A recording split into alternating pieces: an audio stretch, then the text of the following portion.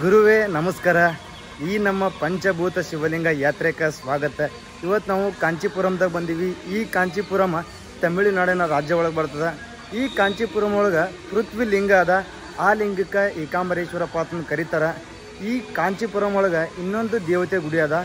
ಆ ದೇವತೆದಿಂದ ಈ ಊರಿಗೆ ಕಾಂಚೀಪುರಂ ಅಂತ ಬತ್ತು. ಕಾಂಚಿ ಕಾಮಾಕ್ಷಿ ಆ ದೇವತೆ ಹೆಸರು.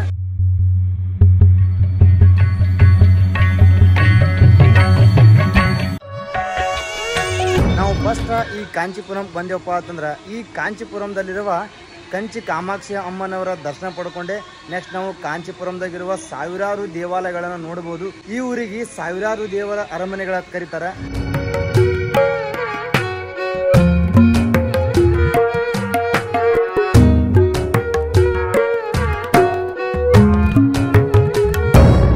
ಈ ಕಂಚಿ ಕಾಮಾಕ್ಷಿ ಅಮ್ಮನವರ ಟೆಂಪಲ್ 108 ಶಕ್ತಿಪೀಠಗಳಲ್ಲಿ ಒಂದ್ಸಲ ಸತಿ ತೀರು ಹೋದಾಗ ಶಿವ ಸತಿಯ ಬಾಡಿಯನ್ನು ತಗೊಂಡ್ಕೇಸಿಂದ್ರ ಈ ಜಗತ್ತವನ್ನು ಸುತ್ತರಿತಿರ್ತಾನ. ಅವಾಗ ಈ ಜಗತ್ತಿಗೆ ಒಳ್ಳೇದಾಗಲ್ಲ.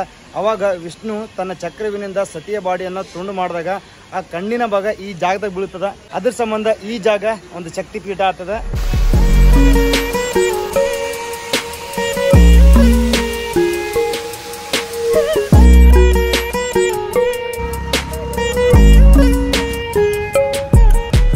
ಸತಿಯ ರೂಪದಲ್ಲಿರುವ ಈ ಕಂಚಿ ಕಾಮಾಕ್ಷಿ ಅಮ್ಮನವರು ಈ ಕಾಂಚೀಪುರಂದೊಳಗೆ ಕೂತ್ಕೇಸಿಂದ್ರ ಆ ಮಣ್ಣಿನಿಂದ ಶಿವಲಿಂಗವನ್ನು ಸ್ಥಾಪನೆ ಮಾಡಿ ಅದ್ರ ಮುಂದೆ ಧ್ಯಾನ ಮಾಡ್ತಾಳ. ಪರಮೇಶ್ವರ ಅವಾಗ ಪ್ರತ್ಯಕ್ಷನಾತನ. ಆ ಮಣ್ಣಿನಿಂದ ನಿರ್ಮಾಣವಾದ ಲಿಂಗಕ್ಕೆ ಪೃಥ್ವಿಲಿಂಗಪ್ಪ ಅಂತ ಕರೀತಾರ. ಆ ಪೃಥ್ವಿಲಿಂಗ ಈ ನನ್ನ ಹಿಂದ್ಗಡೆ ಇರುವ ಏಕಾಂಬರೇಶ್ವರ ಮಂದಿರದೊಳಗದ.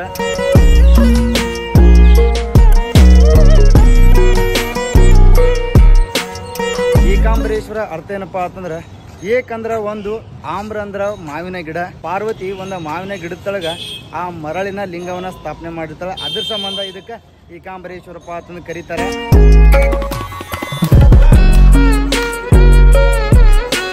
ಈ ಏಕಾಂಬರೇಶ್ವರ ಗುಡಿ ಫಸ್ಟಿಗೆ ಪಲ್ಲವರಿಂದ ಸ್ಟಾರ್ಟ್ ಆಗ್ತದ. ಲಾಸ್ಟಿಗೆ 10ನೇ ಸೆಂಚುರಿ ಒಳಗ ಚೋಳರು ಈ ಗುಡಿಯನ್ನ ಕಂಪ್ಲೀಟ್ ಮಾಡ್ತಾರೆ.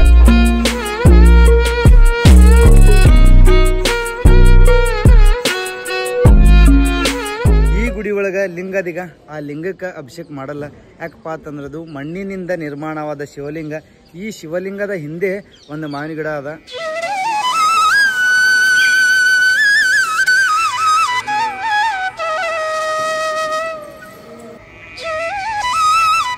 ಗುರುವೇ, ಈ ಕಾಂಚೀಪುರದಲ್ಲಿ ಇನ್ನೊಂದು ಪ್ರಸಿದ್ಧವಾದ ದೇಗುಲ ಅದ.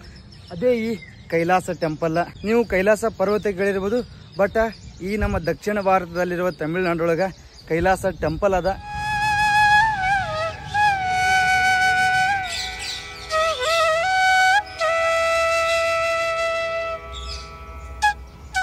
ಈ ಒಂದು ಗುಡಿಯ ಆವರಣ ಮತ್ತು ಗೋಡೆ ಒಳಗ ನಿಮ್ಗೆ ಹೆಚ್ಚಾನೆಚ್ಚ ಪ್ರಾಣಿಗಳ ಕೆತ್ತನೆ ಮತ್ತು ಶಿವನ ಕೆತ್ತನೆ ಕಾಣ್ತೀವಿ.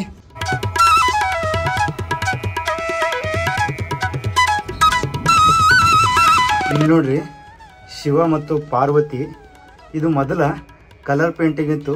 ಕಾಲಗಳು ಮುಗಿದು ಯಾವ ಥರ ಕಲರಿಂಗ್ ಎಲ್ಲ ಹೋಗ್ಯದ ನೋಡ್ರಿ.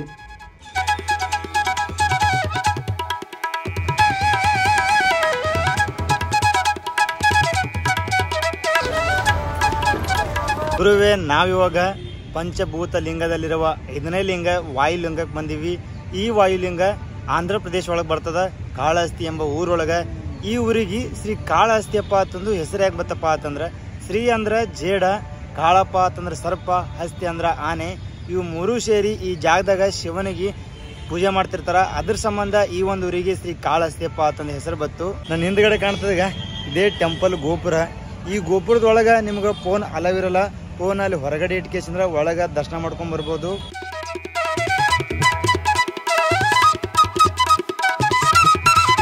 ನಮ್ಮ ಹತ್ತಿರ ಇರುವ ಮೊಬೈಲ್ಗಳನ್ನು ಈ ಜಾಗದಲ್ಲಿಟ್ಟು ಒಳಗಡೆ ಟೆಂಪಲ್ ಕಡೆ ಎಂಟ್ರಿ ಕೊಡಬೇಕು. ಎಂಟ್ರಿ ಕೊಟ್ಟುಗಳೇ ನಮಗೆ ಕಾಣುವುದೇ ವಾಯುಲಿಂಗ. ಈ ಲಿಂಗದೊಳಗೆ ಸ್ವಯಂ ಶಿವನೇ ಬಂದು ಪ್ರತ್ಯಕ್ಷ ಆತನ ವಾಯು ರೂಪದಲ್ಲಿ. ಇದಕ್ಕೆ ವಾಯುಲಿಂಗಪ್ಪ ಅಂತ ಕರೀತಾರೆ. ಈ ಒಂದು ಜಾಗದೊಳಗೆ ಸರ್ಪ ದೋಷ ನಿವಾರಣೆ ಕೂಡ ಮಾಡ್ತಾರೆ. ಗುರುವೇ, ನೀವು ಬೇಡ್ರ ಕಣ್ಣಪ್ಪ ಅನ್ನೋದು ಹೆಸರು ಕೇಳಿರ್ಬೋದು. ಆ ಬೇಡ್ರ ಕಣ್ಣಪ್ಪ ಇದೇ ಜಾಗದಾಗ ಕಾಳಹಸ್ತಿ ಒಳಗೆ ಶಿವಲಿಂಗಕ್ಕೆ ಪೂಜೆ ಮಾಡ್ತಿರ್ತಾನ. ಒಂದ್ಸಲ ಶಿವಲಿಂಗದ ಕಣ್ಣಾಗ ರಕ್ತ ಬರ್ತದ. ಅವಾಗ ಬೇಡರ ಕಣ್ಣಪ್ಪ ತನ್ನ ಕಣ್ಣನ್ನು ಕಿತ್ಕೇಸಿಂದ್ರ ಲಿಂಗಕ್ಕೆ ಹಸ್ತಾನ. ಅವಾಗ ಶಿವ ಪ್ರತ್ಯಕ್ಷವಾಗಿ ಆಶೀರ್ವಾದ ಮಾಡ್ತಾನೆ ಇದೇ ಜಾಗದಾಗ. ಗುರುವೇ, ಇಲ್ಲಿಗೆ ನಮ್ಮ ಪಂಚಭೂತ ಲಿಂಗ ಯಾತ್ರೆ ಮುಗಿತದ. 5 ಪಂಚಭೂತ ಲಿಂಗಗಳನ್ನು ತೋರಿಸಿನಿ. ಯಾರು ನೋಡಿಲ್ಲ ಹೋಗ್ಕೇಶಂದ್ರೆ ನೋಡಿ ನಮ್ಮ ಯೂಟ್ಯೂಬ್ ಚಾನಲ್ದಾಗ ಇರ್ತಾವ. ಈ ವಿಡಿಯೋ ನಿಮ್ಗೆ ಇಷ್ಟ ಆಗಿತ್ತಪ್ಪ ಅಂತ ಲೈಕ್ ಮಾಡಿ, ಶೇರ್ ಮಾಡಿ, ಸಬ್ಸ್ಕ್ರೈಬ್ ಮಾಡಿ. ಮತ್ತೆ ಸಿಗಮತ್ತ ನೆಕ್ಸ್ಟ್ ವಿಡಿಯೋದಾಗ. ಬಾಯ್.